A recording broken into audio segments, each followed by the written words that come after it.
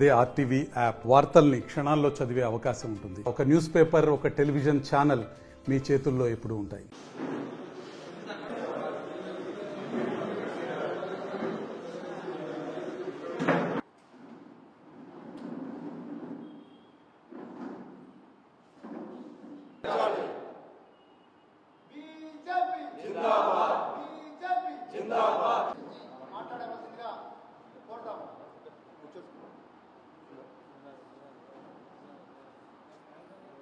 भारत माता की जय।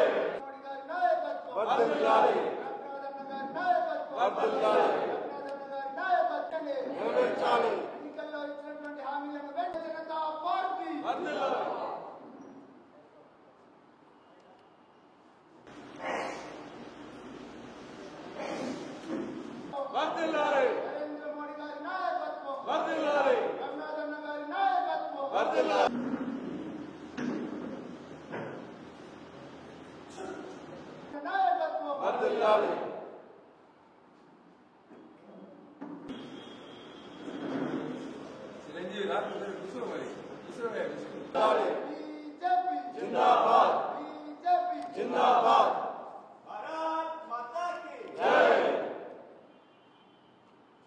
कांग्रेस टीआरएस రెండు పార్టీలు మాట్లాడవలసిందిగా కోరుతాము.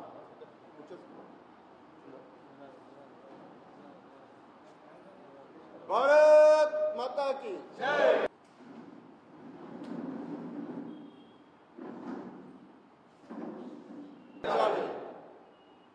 बीजेपी जिंदाबाद बीजेपी जिंदाबाद बीजेपी जिंदाबाद बीजेपी जिंदाबाद भारत माता की जय। ఇలా ఇద్దరి ప్రెస్ మీట్లు చూస్తే మనము దివాకర్ రావు ఎమ్మెల్యే ఉన్నప్పుడు ప్రేమ్ సాగర్ రావు ప్రెస్ మీట్లు పెట్టి నువ్వు దోసుకుంటున్నావు నువ్వు దోసుకుంటున్నావు నువ్వు దోసుకుంటున్నావు. ఇప్పుడు ప్రేమ్ సాగర్ రావు ఎమ్మెల్యే అయితే దివాకర్ రావు ప్రెస్ మీట్లో కూడా నువ్వు దోసుకుంటున్నావు నువ్వు దోసుకుంటున్నావు నువ్వు దోసుకుంటున్నావు. ఇక వేరే సబ్జెక్ట్ లేదు ఇక్కడ వేరే ఏ సబ్జెక్ట్ లేదు. నువ్వెంత దోసుకున్నావు నేనెంత దోసుకున్నావు. ఆయన ఎమ్మెల్యే ఉన్నప్పుడు ఆయన కొడుకు వసూలు, కాంట్రాక్టర్ల దగ్గర కమిషన్లు, వ్యాపారస్తుల దగ్గర వసూళ్లు, అయ్యా కొడుకు ఇద్దరు కలిసి వసూలు చేశారు. ఈయన ఎమ్మెల్యే అయినాక ఇక ఈయన ఒక పెద్ద ముఠానే పెట్టాడు, ఒక గ్యాంగ్ పెట్టి ఈయన వసూలు. కానీ అభివృద్ధి విషయానికి వస్తే ఆయనే 5 సంవత్సరాలు గోదావరి మీద బ్రిడ్జ్ కడుతున్నా అని పటాకులు కొట్టిండు, మిఠాయిలు వంచిండు, బైక్ ర్యాలీలు తీసిండు. 5 సంవత్సరాలు గోదావరి వంతెన పేరు మీద కాలయాపన చేసిండు. ఆఖరికి ఒక కాంట్రాక్టర్కి టెండర్ ఇచ్చారు. ఈయన రాగానే ఏం చేసిండు, ఆ కాంట్రాక్టర్ అయితే నాకు కమిషన్ రాదని ఫస్ట్ దాన్ని క్యాన్సిల్ చేసిండు. క్యాన్సిల్ చేసి నేను ముల్కల్లా నుంచి కొత్తగా ఒక బ్రిడ్జ్ కడతా అని ఈయన మొదలుపెట్టాడు. ఇవాళ అదే కాంట్రాక్టర్ పని ప్రారంభిస్తే ఇవాళ ఇప్పటి వరకు ఆ బ్రిడ్జ్ అయిపోతుండే. మంచిర్యాల పెద్దపల్లి ప్రజలకు పోను రాను దాదాపు 40 కిలోమీటర్లు తగ్గుతాండి.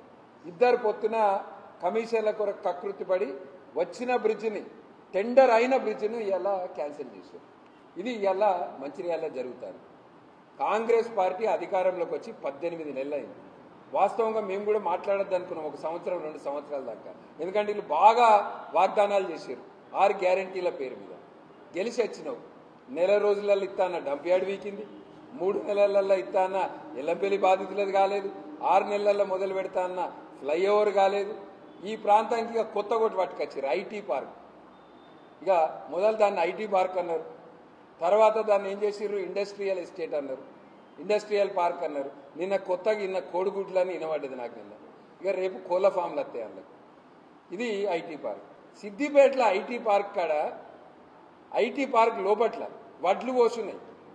సిద్దిపేట ఐటీ పార్క్ ఒక్కడ అత్తలేడు దిక్కులేడంటే ఇక మంచిర్యాలలో నువ్వు ఐటీ పార్కులు పెట్టి ఐటీ కంపెనీలతో ఇట్లా కొత్తగా దందాలు చేసి పేద ప్రజల భూములు గుంజుకొని కబ్జాలు చేసి కమిషన్ల కొరకు ఇవన్నీ కూడా కొత్త కొత్త స్కీములు వేసుడు తప్పించి ఏం లేదు. నువ్వు అంటున్నావు కదా చర్చకు సిద్ధమని. మేము చర్చకు సిద్ధం. 3 పార్టీల నాయకులను పిలువుండ్రి. నేను ఇక్కడికి వచ్చిన మీడియా మిత్రులందరినీ కూడా కోరుతున్నా, లైవ్ టీవీలో చర్చకు సిద్ధం. ఏం చెప్పినావు ఎన్నికల కంటే ముందు? ఏం చేసినావు? 18 నెలలు అయింది మీరు గెలిచి. 18 నెలల మా అక్కలకు చెల్లెళ్ళకు అందరికీ తులం బంగారం, స్కూటీ, నెలకు 2500 అన్నారు. ఏడవైంది. నిరుద్యోగులకు ఆ టీఆర్ఎస్ వాళ్ళు నెలకు 3000 ఇస్తామంటే వీళ్ళు 4000 ఇస్తామన్నారు. ఏడవైంది. 3000 ఏడవైనాయి, 4000 ఏడవైనాయి. రైతులకు రైతు భరోసా ఏడవైంది. రుణమాఫీ ఇంకా చక్కగా కాలేదు. రైతులను ఇబ్బంది పెట్టుడు.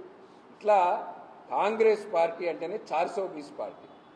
తెలంగాణ మొత్తంలోనట మంచిర్యాల నియోజకవర్గం రోల్ మోడల్ అవుతుంది. దేంట్లో రోల్ మోడల్ అవుతుంది సార్? భూ కబ్జాలల్లో రోల్ మోడల్ అవుతుందా? బెదిరింపు రాజకీయాలల్లో రోల్ మోడల్ అవుతుందా? గ్యాంగులు పెట్టి నల్పిచ్చుట్ల రోల్ మోడల్ అవుతుందా? ఇవాళ మంచిర్యాల గురించి తెలంగాణ మొత్తం చర్చ అవుతారు. మంచిర్యాలలో పెట్టినన్ని అట్రాసిటీ కేసులు ఇంకెక్కడ లేవు. మంచిర్యాలలో పెట్టినన్ని ప్రతిపక్ష పార్టీ నాయకుల మీద కేసులు ఇంకెక్కడ పెట్టలేదు.